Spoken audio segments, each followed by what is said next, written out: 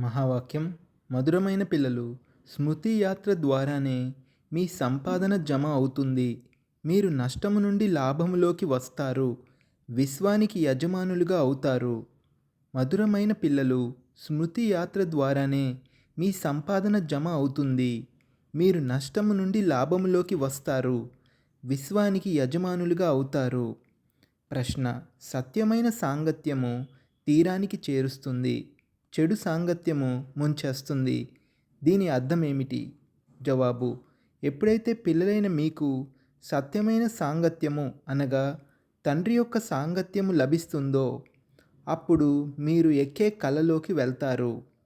రావణుని సాంగత్యము చెడు సాంగత్యము. అతడి సాంగత్యం వలన మీరు కిందకు పడిపోతారు. అనగా రావణుడు మిమ్మల్ని ముంచేస్తాడు. తండ్రి తీరానికి చేరుస్తారు. తండ్రి యొక్క అద్భుతము ఏమిటంటే ఒక్క క్షణంలో ఎటువంటి సాంగత్యాన్ని ఇస్తారంటే తద్వారా మీ గతి సద్గతి అవుతుంది. అందుకే వారిని ఇంద్రజాలికుడు అని అంటారు. ధారణ కొరకు ముఖ్య సారము. మొదటి పాయింట్: శిక్షల నుండి ముక్తులుగా అయ్యేందుకు విజయమాలలోని మనులుగా అయ్యే పురుషార్థము చేయాలి. ఆత్మిక మార్గదర్శకునిగా అయ్యి అందరితో శాంతిధామమైన ఇంటి యొక్క యాత్రను చేయించాలి.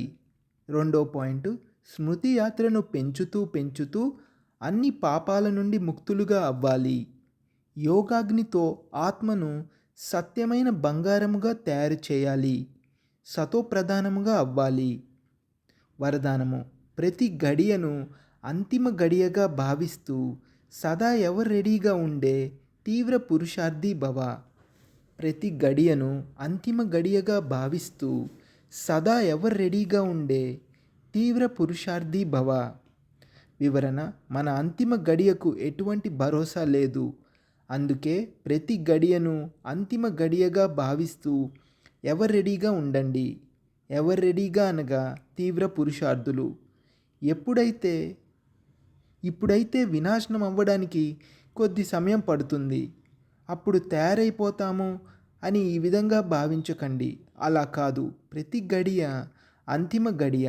అందుకే సదా నిర్మోహిగా, నిర్వికల్పంగా, నిర్వ్యర్థంగా ఉండండి.